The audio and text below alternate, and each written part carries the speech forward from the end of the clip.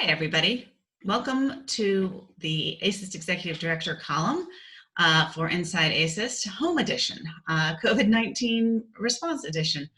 As I'm sure all of the rest of you are as well, we at ASIS are working from home these days.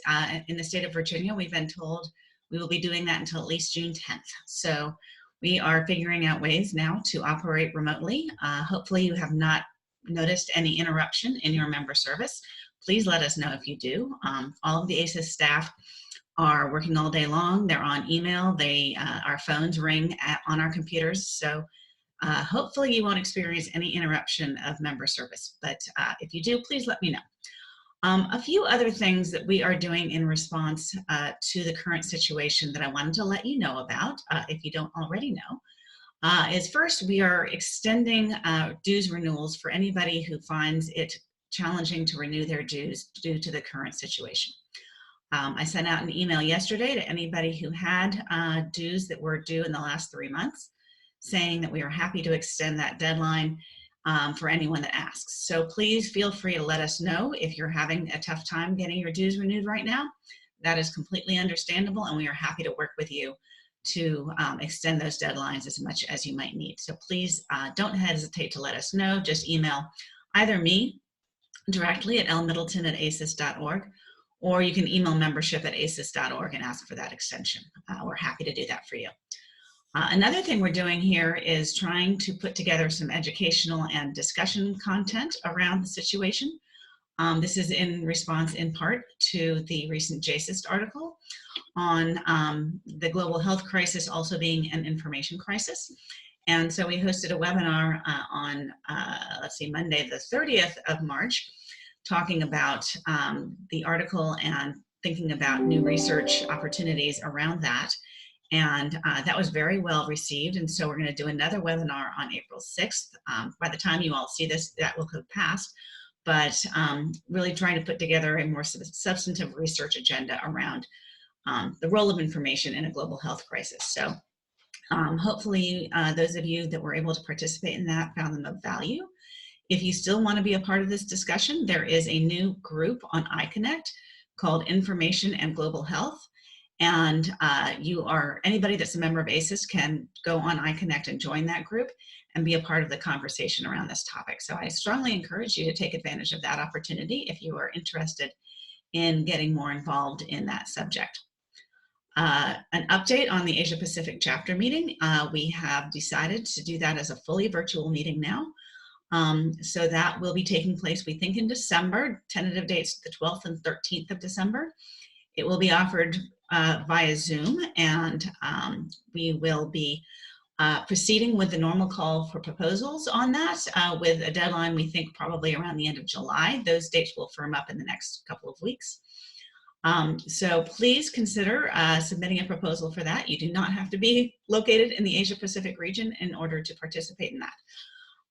But that is another great opportunity for folks to engage in both a virtual meeting, but also perhaps to set up local get-togethers. Hopefully by December, that will be something we can do, and bring people together around interesting subjects locally, but also participating globally. We are extending deadlines in response to the COVID-19 situation. So our annual meeting proposal deadlines for papers, panels, and alternative events has been extended out to April 27th to give everybody a little bit more time to adjust to all of the other challenges that you're dealing with, and also continue to participate in annual meeting. We've extended the awards nomination deadline to April 27th as well. And the deadline for board call for nominations is also April 27th. So mark that day in your calendar as an important day for getting feedback into ASIS if you're interested in any of those things. On the topic of annual meeting, while no final decisions have been made at this point, we do have some time to think about this, but we are working at ASIS Central on figuring out a plan for conducting the meeting either as a hybrid face-to-face and virtual meeting, or potentially as a virtual only meeting in the event that we find ourselves in a situation where we cannot avoid doing that. So we don't want you to not submit proposals for papers, panels, alternative events, workshops, tutorials, and posters because you're concerned you wouldn't be able to attend the meeting in person. We're going to figure out ways to adapt to whatever the global situation is at the time in order to ensure the facilitation of participation of members and others in our meeting in whatever format that may be. So I encourage you to please proceed along the lines of assuming you will be able to present at the ASIS meeting in whatever format that may end up being. So I strongly encourage you to get those submissions in. Again, April 27th is the first deadline for those. In other news from ASIS, the Strategic Planning Task Force has been hard at work. They have developed a near final draft plan, and that will be going out for discussion by the members in the next several weeks. I don't have a firm date for that yet, but please keep an eye on your email and on Inside ASIS and other places to learn more about how you as a member can contribute to the discussion of the strategic plan and help us craft the next 5 years of the association. So please do participate in that. It's very important for us that we hear your feedback and that the member voice is a loud part of this process. I mentioned awards earlier. The call for awards is open now. The deadline, again, April 27th. I encourage you to nominate yourself or a colleague for these awards. As you know, they are the most prestigious way that we can recognize the contributions and accomplishments of our members. And so please visit the awards page on our website for more information about that. If you have any questions about how to submit an award or who you think might be worthy that you want to discuss, please let me know. We're happy to help you and facilitate that process. Recently, in fact, yesterday, as of this recording, we closed out the call for volunteers for the current cycle.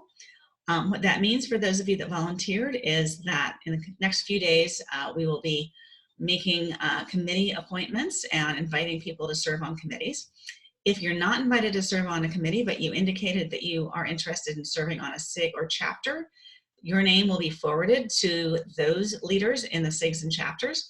And so as they start thinking about their structure for the coming year, they will reach out to you. If you indicated that you're interested in serving on an awards jury, that process obviously is currently underway for the 2020 cycle, but your name will be forwarded to the jury chairs for the 2021 cycle. Those juries are appointed in about December and January timeframe for the coming year. So, so don't despair if you haven't heard from us. If you volunteered, it may be that your name is going to be in the hopper for something later on down the line. We will let you know, though, what the status is on that. Having all this time on our hands, with other things being a little bit more quiet, we've been able to tackle some projects that were on the back burner. One of those was making sure that all of our chapters and SIG websites are now on the ASIS platform and bringing those up to date. So with one exception, I think all of the SIG websites are now hosted by ASIS, and all of the chapter websites are hosted by ASIS. So I encourage you to learn more about your chapters and SIGs through that platform. To all of you SIG and chapter leaders out there, I encourage you to get active on your websites and update your news. And if you have any questions about how to do that, don't hesitate to let us know. We'll make sure that you have full access to the back end so you can make any edits there. We've had several really successful ASIS hours over the last few months. The last one, as of this recording, was on the subject of the iConnect community and how to make full use of that. I really encourage anyone that is not already familiar with iConnect to download that video. It's located in open forum on iConnect, and I recognize that if you're not really familiar with iConnect, you may not know how to find that. So if not, shoot me an email and I will walk you through the process. But that video really goes over the various ways that you can take advantage of the platform to find other members that are interested in the same things you're interested in, to create new research collaborations and learn what's going on at ASIS, learn what's going on in other places related to information science. So that's really a terrific resource for you as a member. You'll find all sorts of things there that you didn't know were there if you haven't looked before. So I want to wish all of you out there in our membership and elsewhere a very healthy and safe next few months. It's definitely an interesting and challenging time for us, and we continue to look for ways that ASIS can be of service to you. So if you have ideas along those lines, please do email me, lmiddleton@asis.org, or email the board of directors, or email others on the staff. We are still working. We are working hard for you, and we want to do everything that we possibly can to be supportive of you during this time. So let us know how we can do that. Let us know what you need from us, what would make your life easier or better. We are standing by. And with that, I wish you all a healthy and happy and safe April and beyond. Bye-bye.